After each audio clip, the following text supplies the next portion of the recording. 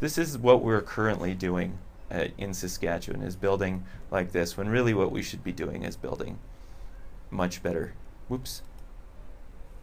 If I go back. But when you really think about it, what's going to keep your coffee hotter? It's going to be the thermos. If we're building thermoses rather than paper cups, it doesn't matter if the power goes out in the middle of the winter, because our houses aren't going to freeze.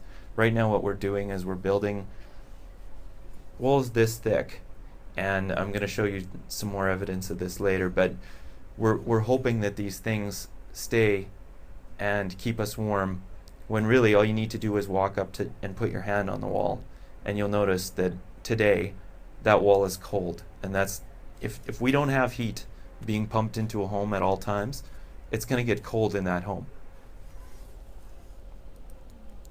So this is the second most important thing that people need to really realize, and this comes back to the whole concept of using a thermos. If you spend more money on the insulation, this is stuff which is around forever.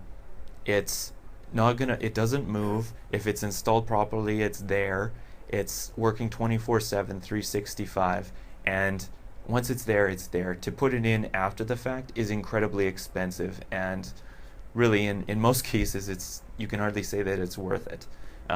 But it should be done up front. It's super cheap, and this has been proven, and I'm gonna go into that more. But if you spend more on the insulation, you can actually save on the size of your heating system. So the home in the next slide doesn't have a furnace, but what you need to understand, you spend more on one thing, you can reduce on others.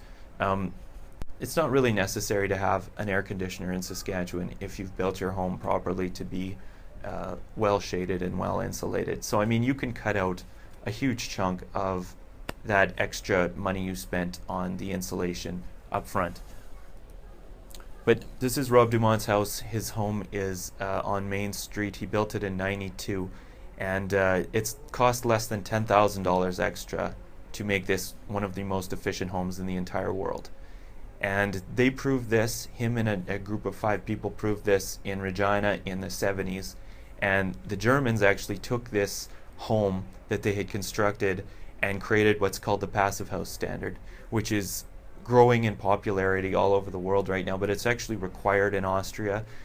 Most of Germany does this stuff, and in the Scandinavian countries it's very popular as well. And their homes by default are 80 to 90% more efficient than what we do here as a standard, and it actually started here, which is what makes it really ironic.